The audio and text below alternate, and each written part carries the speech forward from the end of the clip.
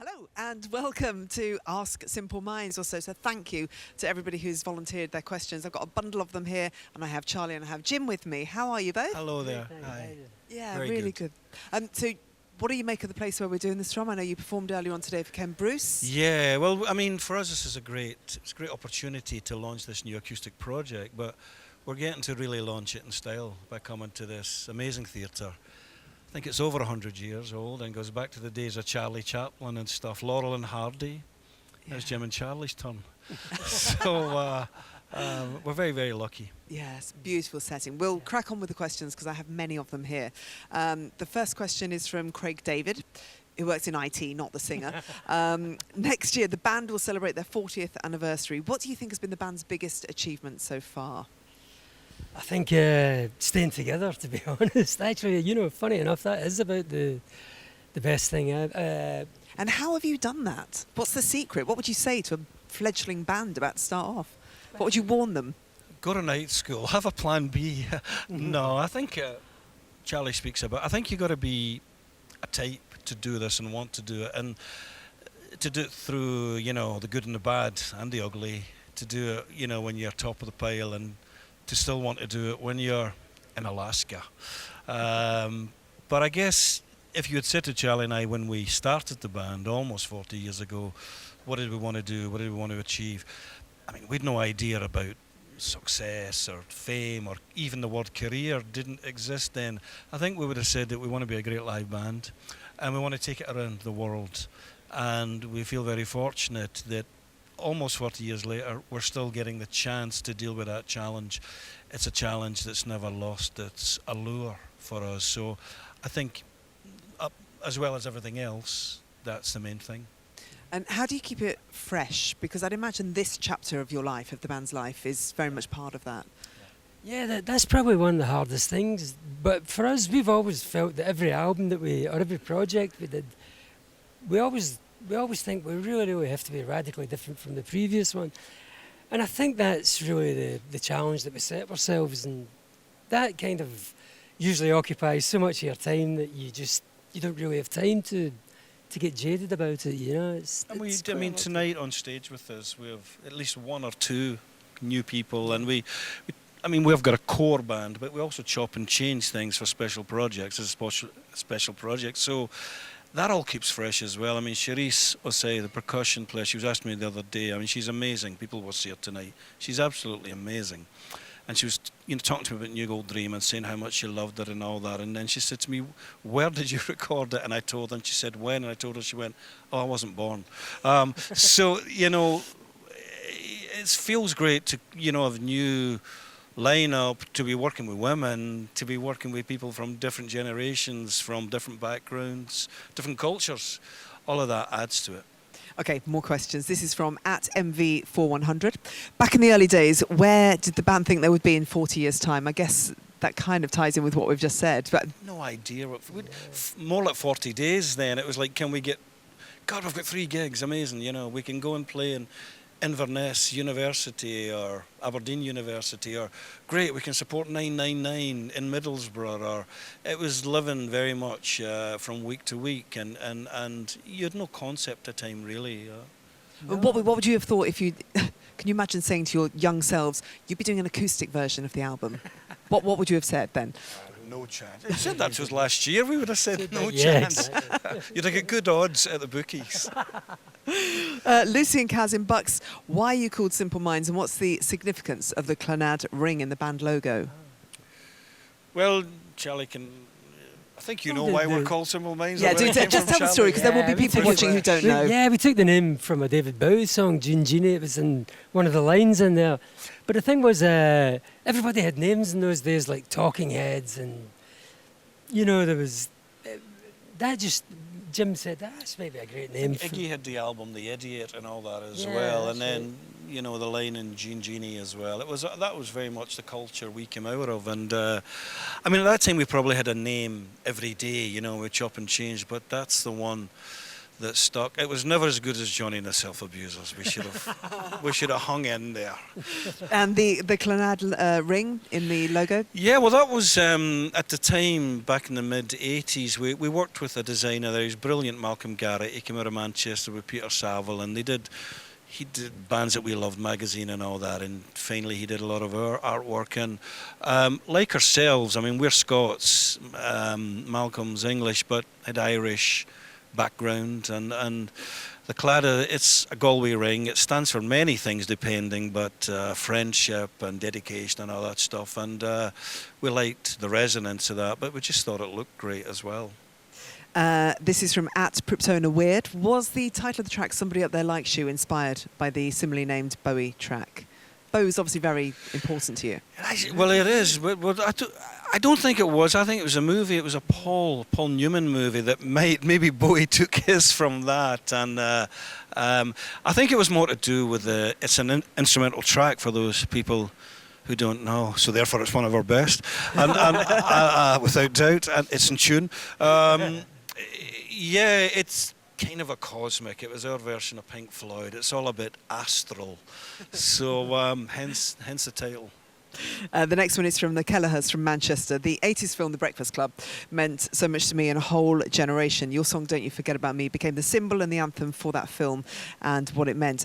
How did the song become part of that film? Just tell us a little bit. And how, they say it played a major part in defining Brit culture. How does that make you feel?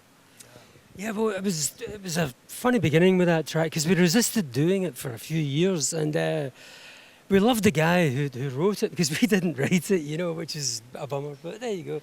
And but we loved Keith, the guy who wrote it, and we I don't know, we were a bit ambivalent about the song. You know, we thought it sounded a bit like a Simple Minds song, but we thought we could do better, and they asked us to do it for this movie. But at that time, we were just about we were having success to a degree, and we thought, well, it should be one of our original tracks, you know. And but thank goodness we did it. And yeah, it feels great to be part of something that seemed to be of its time. It was definitely, it had a huge impact on not only that generation but subsequent generations. It's great. Jim, would you add to that? Yeah, well, I mean, the challenge getting to the essence there. I think at the time, you see, we were sent a demo of it, a cassette. In fact, I remember something, no, we sent you the cassette. I said, I didn't get any cassette. Charlie, did you get a cassette? He said, no. And Mick McNeil, our keyboard player, said, I think I've got a cassette in my coat. And it had been there for about 3 months. And these Hollywood executives were... Because John Hughes, the director of the movie, really wanted the band. He loved, at that time, the sound of British music. He loved The Cure, he loved Psychedelic Furs, he loved Simple Minds. He really wanted that, which is weird because, the movie is set in a Chicago school, and he loved OMD and New Order and all that. But they really wanted us, and as Charlie said, we were in deep with something.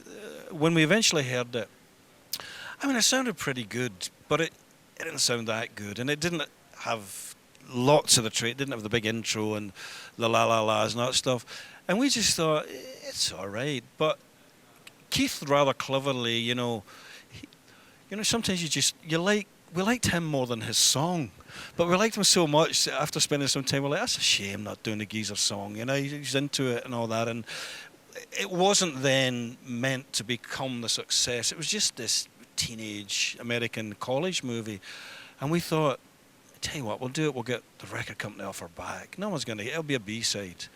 And are we glad or what? Are we glad or what? Especially at Christmas show. You're that bit gladder. We have another question here. This is from @Katie Tunstall. For real, she tweeted last night, what is your absolute favourite part of your job? Working with people like Katie Tunstall. Oh, ka-ching. Now, she's like, how great was she, Charlie? Oh, she was amazing. The guys went to see her last night and said, if you're in Brighton and can't make it, Katie gave us a dizzy tonight. Do you call it a dizzy here, in Scotland? If you arrange a date and the girl doesn't turn up. Oh, I see, yeah. Like, I got a dizzy. So Katie's given us a dizzy tonight. She isn't coming here. Damn. But she's in Brighton playing, so we'll let her off. But apart from working with Katie, what's your absolute favourite part of the job? Definitely playing live. I mean, that's the thing that makes complete sense, and everything else is fantastic. You know, it's great writing. It's great working in a studio sometimes. Mine's is the air miles. all, Now all that plane malarkey. Just give me the air miles. Andy Hughes, on the 5x5 live album, what made Jim laugh as he sings Promised You a Miracle? Every time I hear it, I smile. Oh, what makes me laugh? No, what made you laugh? What made you laugh in that? It was the 5x5 live album? Yeah, it must have Did been I that. can't remember. You can't Probably. I think it might have been. Did I forget the words? Or probably, or made up the words. Or it's great. See, when your own words, you can midway something, you can forget the words, but write them on the spot, so it's a new version. It could have been something like that. It could have been one of the fans doing something, or it could have been just the joy of it all. Keith Hewitt, is there any chance you'll be recording more of your classics acoustically? Even a whole album like Street Fighting Years. Would you think of doing that? That would have to be orchestral, you know. That would, I think, that would have to be. That would have to go up a scale, and it could be something great. I mean, the thing that we want to do, and the thing that makes us do this, is that we always keep wanting to writing new chapters. But as long as we keep writing new stuff, we feel great about that. It refreshes everything. But it means you can look back in the catalogue and you can do things like this, or you can work on them in different formats. I'm not sure about the reggae version of Belfast Child, but since the Scots probably invented reggae, I'm for real, I'm sure. you would never say no. Mike from Holyhead, have you found that you regard your songs in a different way now that you've made the transition from stadium rock anthems to a more intimate, personal acoustic format? Do they have a different personality yes, now? some of them do, yeah. I mean, a song like Glittering Prize, we realised it was a much better song than we thought it was. And there's probably some there that we thought were great that aren't so good. But no, they do completely have a different... We have a different take on them. They surprise you, and so I guess the lyrics probably stand out sometimes, and the way you sing them, perhaps. Yeah, you know, you go through as you go on. You get. I suppose it's a bit like, you know, look.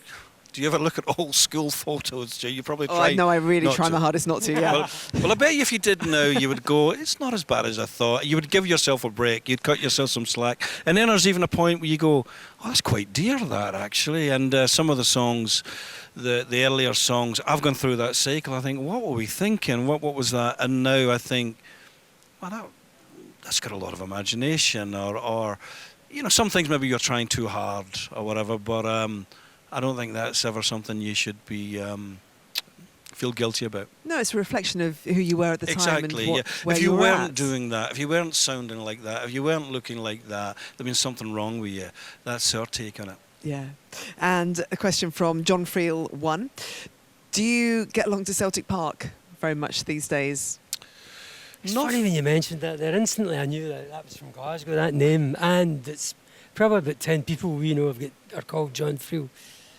No, we don't do It's it. more Arsenal for me. My son, I mean, though both, our kids, you know, they like their heritage and they support the teams that their old men support, but my kids and grandkids are London-based and they're real Arsenal families, and I'm probably more there, which means I won't sell any of this acoustic album to Spurs fans. I wish I hadn't have brought that up. Speaking as a Spurs fan, I won't be buying your There album. you go. There you go. We've had it.